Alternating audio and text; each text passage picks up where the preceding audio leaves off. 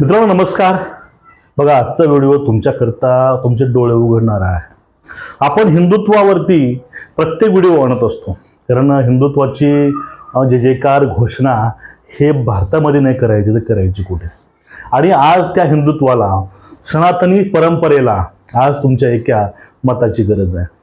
आता 14 महिने जो तांडव महाराष्ट्रामध्ये मराठा आक्रोश झाला होता आरक्षणासाठी, ते आरक्षण द्यायचे काम तर झाले, पण सध्या जो पॉलिटिक्स त्या आरक्षणाच्या पाठीमागून घडत आहे किंवा उघडा पडत आहे। एक पाठीमागचा तुम्हाला मी व्हिडिओ दाखवला होता शरद पवारांचा, ज्यावेळेस फडणवीस नव्हते शरद पवार होते, त्यावेळेस शरद पवारांनी जरांगे पाटलाला उचलायला माणसं पाठवले होते। हा व्हिडिओ सर्वांनी पाहिला। आता बघा त्यानंतर एक दुसरा व्हिडिओ आता व्हायरल होतोय। तो व्हिडिओ म्हणजे काय, ही काळी मनोज जरांगे पाटील आणि तो कोण नोमादी का नोमाल काहीतरी आणि दुसरा आंबेडकर साहेब, ह्या तिघांनी मिळून एक नवीन घोषणा केली महाराष्ट्रामध्ये की बाबा मराठा आरक्षणासाठी, शेतकऱ्यासाठी आपण एक नवीन समीकरण बनवून सामोरे जाऊ विधानसभेला आणि काही आपले निवडून आणून हे मुद्दे मांडायचा प्रयत्न करू। पण हे मुद्दे मांडायचे तिकडेच राहिले, त्याच्या रात्रीच काहीतरी गेम झाला आणि सकाळी पाटलानं घोषणा केली की आम्ही सर्व उमेदवार हे पाठीमाग घेत आहोत, आम्ही अपक्षाला साथ देणार नाही, आमचा हेतू हा राजकीय नाही, आमचा हेतू हे सामाजिक आहे, हे आंदोलन आहे ते सामाजिक आंदोलन आहे, राजकीय आंदोलन नाही, त्याला आम्ही राजकीय वळण देणार नाही। छाती फोन आली, चांगलं वाटलं, पण याच्या मागून एक षडयंत्र चालतंय चलत आहे याचं ऐकून किंवा पाहून थोडंसं मनाला आश्चर्य वाटलं होतं। पण बघा आता एक जाहीर कबुली ही त्या व्यक्तीने दिली आहे, त्या व्यक्तीमुळं हा निर्णय एका रात्रीमध्ये पलटला होता। तो निर्णय म्हणजे मराठे हे तह करून पाठीमागे आले। मराठे म्हणजे सर्व मराठे नाही, ह्या मराठ्यांचा एक तथाकथित म्होरक्या म्हणतो आपण त्याला, त्यावेळेस हे पाटलानं हे पूर्णपणे पाठीमागे घेतलं। मग त्या रात्री मग घडलं होतं काय, एक आसिम सरोदे नामक एक वकील आहे, ते रात्री भेटायला आंतरवालीला गेले होते आणि त्या ठिकाणी जाऊन त्यांना त्या ठिकाणी पाठवलं होतं कोण, त्यांनी स्वतःनं सांगितले, तो व्हिडिओ व्हायरल झाला महाराष्ट्रामध्ये। त्यांनी सांगितले की मला बोलवून उद्धव ठाकरे आणि शरद पवार यांनी सांगितलं की तुम्ही जाऊन ते त्यांना पटवून सांगा, आणि ते जरांगे पाटलांना पटलं सुद्धा। आणि अचानक एका झटक्यामध्ये त्यांनी सकाळी निर्णय हा बदलला।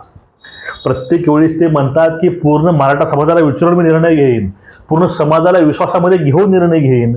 मग हा निर्णय घेताना त्यांनी कुणाला विश्वासामध्ये घेतलं होतं आणि त्यांनी विश्वासघात हा कुणाचा केला।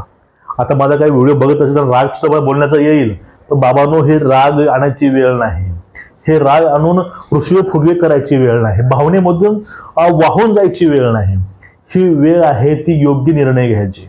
एक वेळेस हिंदुत्वाला मतदान करा, थोडेसे रुसवे फुगवे काही दूर करा, आपले समोर असतील तर आपल्याला ते आपला हक्क भांडून सुद्धा घेता येतो, आपल्यासोबत ते भांडता सुद्धा येईल। पण आपण काही चुकीचं पाऊल उचलून आपलं अस्तित्व घालवायचा प्रयत्न करू नका। आता प्रथमतः तो व्हिडिओ बघून घ्या, त्या व्हिडिओमध्ये सरोदे साहेब सांगितलेत काय, तुम्हाला कळून जाईल हे आंदोलन, त्यामधील हे जे नवीन समीकरण हे का उतरलं, राजकारणामध्ये का उतरलं नाही, बघून घ्या व्हिडिओ। तो मी शरद पवार साहेबांना एकदा म्हणालो की ते जरांगे पाटील माझ्याशी बोलत असतात, माझ्या ऑफिसला ते आले होते, तर ते म्हणाले की ते बोलत असतील तर तुम्ही त्यांच्याशी संवाद सुरू ठेवला पाहिजे। उद्धव साहेबांना मी सांगितलं, उद्धव साहेब म्हणाले चांगलं आहे, तुम्ही बोला त्यांच्याशी।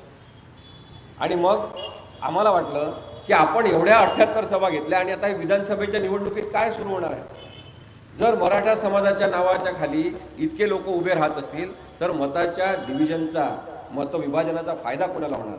आणि म्हणून मी जरांगे पाटलांकडे गेलो, त्यांच्याकडे खूप गर्दी होती, त्याच्यामुळे रात्री जवळपास ते म्हणाले आपण निवांत बोलायचं, त्याच्यामुळे सगळ्यांना मी भेटून घालवतो आणि मग आपण भेटू।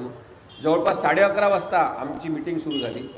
3 वाजेपर्यंत मी त्यांच्याशी बोलत होतो वेगवेगळ्या विषयावर। मी त्यांना सांगत होतो की मराठा क्रांती मोर्चा किंवा मराठा समाजाच्या आरक्षणाचे मोर्चे तुम्ही जी मागणी म्हणून काढले ते अत्यंत महत्त्वाचं सामाजिक काम आहे, आणि तुम्ही सामाजिक कार्यकर्ता म्हणून, रचनात्मक काम करणारा माणूस म्हणून तीच भूमिका कायम ठेवा। जरांगे पाटलांनी उमेदवार उभे केले पाहिजे असं कोणाकोणाला वाटत होतं। मी त्यांना म्हटलं तुम्ही यादी काढा। सगळ्यात पहिले इच्छा होती देवेंद्र फडणवीस यांची की जरांगे पाटलांनी उमेदवार उभे केले पाहिजे। दुसरे होते ते महाजन, तिसरे होते यांनी स्वतःच उभे केलेले कोण प्राध्यापक लक्ष्मण हाके, ओबीसीचं नेतृत्व करतात वगैरे असं सांगून. अशा काही लोकांची जर यादी आपल्याला काढली तर त्यांना फायदा घ्यायचा आहे म्हणून त्यांना तुम्ही निवडणुकीला उभे राहिलं पाहिजे असं पाहिजे. समाजामध्ये फूट पाडू नका, यासाठी तुम्ही काहीतरी निर्णय घ्या. अनेकांनी जरांगे पाटलांना तसं सांगितलं. माझं भाग्य आहे किंवा आपल्या सगळ्यांचं की त्यांनी तो निर्णय घेतला. आंदोलन कितीही स्वार्थी असू द्यावं, बघा महाभारतामध्ये कर्णाचं एक पात्र खूप भावुक होतं आणि एक शूर पात्र होतं. कर्णाची क्यू पण काही लोकांना येते आणि कर्ण चांगला वाटतो, पण कर्णानं चूक काय केली ते माहितीये का? कर्णानं हे साथ दिली होती कौरवाला, आणि ही बिलकुल असंच प्रकरण हे महाराष्ट्राच्या राजकारणामध्ये घडलंय. जरांगे पाटीलचं नेतृत्व महाराष्ट्रानं स्वीकारलं होतं, त्याच्या पाठीमागे मराठी होतेही, पण त्यांची अवस्था महाभारतामधील जो कर्ण होता तशी झालेली आहे. अगदी बरोबर, तंतोतंत. व्यक्तिमत्व चांगलं शूर आहे, सगळंच आहे, पण साथ चुकीच्या लोकांना दिली, साथ त्या लोकांना दिली, त्या लोकांना आपलं अस्तित्व झुलवत ठेवलं. साथ त्या लोकांना दिली की आता त्यांना साथ देऊन आपल्याला मुस्लिमांना आरक्षण द्यायचं आहे, कारण तो जाहीरनामा शरद पवारांनी, जयंत पाटलांनी आणि काँग्रेसनं स्वीकारलाय. कारण ते लोक आतापर्यंत म्हणायचे मराठ्याला ओबीसी मध्ये घेता येणार नाही, पण आता वेळ अशी आलेली आहे 15% आरक्षण हे ओबीसी मधून मुस्लिमांना द्यायचंय. या वाक्यामध्ये, ह्या पत्रामध्ये आणि ह्या मुद्द्यावरती त्या दोघांचंही या ठिकाणी एकमत झालंय. मग आतापर्यंत जी मागणी मराठ्याने केली होती त्या मागणीचं काय झालं? हा एक मुद्दा सर्वसामान्य कार्यकर्ता असेल किंवा मराठा असेल त्याला पडलेला असावाच लागतो, आणि त्यांना पडला असावाही. मग हे नेमकं का? टाकाला जाऊन मरो लपवून ठेवायची अवस्था हे का आहे? आतापर्यंत ज्यांनी आपला वारंवार पदोपदी घातच केला त्यांना आपल्याला परत साथ द्यायची का? हा तुम्हाला विचार करायची गोष्ट आहे. भावनेमध्ये किंवा कुठल्या वैयक्तिक हेवेदेव्यातून ह्या गोष्टी करू नका. थोडंसं आत्मपरीक्षण करा. आपल्या विकासाकरता आपल्यासाठी कोणी सकारात्मक निर्णय घेऊ शकेल इथपर्यंत तुम्ही तुमची बुद्धीला तुम्ही चालना देऊन विचार करू शकता. आतापर्यंत आपल्यासाठी समोर आलं होतं कोण? आता आपल्याकरता कुणी आपल्याला साथ दिली? कारण ज्या वेळेस मराठा आरक्षणासाठी कुठं संघर्ष होत असेल, कुठं गरज असेल, त्यावेळेस त्या ठिकाणातील स्थानिक जे आमदार आहेत त्यांनी तुम्हाला सपोर्ट केला आहे. ही जी वस्तुस्थिती आहे तुम्हाला विसरून जमता कामा नये. तुम्ही ह्या गोष्टी विसरून जाऊ नका.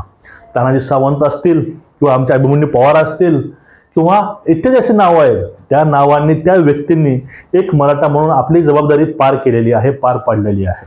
फक्त आपल्या समोर त्या गोष्टी आल्या नाहीत. आपल्या समोर फक्त गोष्टी कुठल्या आल्या? त्यांचा दुसरा चेहरा आपल्या समोर आलाय. जो पहिला चेहरा समोर यायला हवा होता तो चेहरा आला नाही.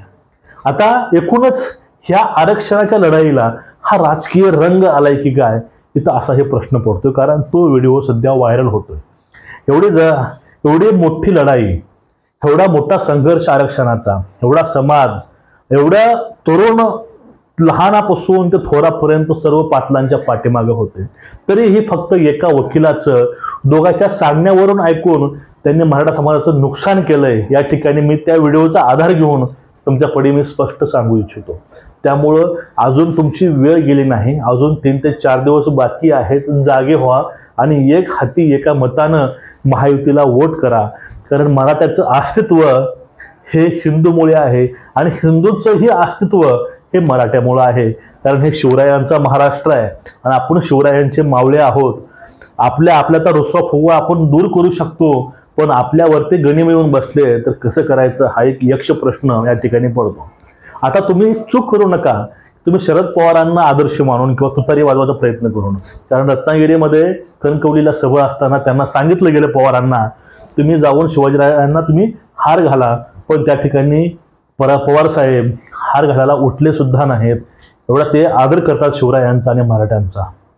तुम्हाला हे 2 व्हिडिओ बघून कळलं असेलच तुम्हाला नेमकं करायचंय काय. आता तुतारी नाही, ना मशाल नाही, ना हात नाही. फक्त ज्या ठिकाणी तुम्हाला घड्याळ दिसेल, बाण दिसेल आणि कमळ दिसेल, डोळे झाकून बटन दाबा. आणि आपलं आरक्षण हे आपलं हक्काचं आहे. आपण ते अजूनही लढवून घेऊ शकतो, ते आपण आताही लढवून घेऊ शकतो. पण काय ते देता प्रयत्न करते भाजप. पण तुम्ही एक गोष्ट लक्षामध्ये आणली का? तुम्हाला कळली का?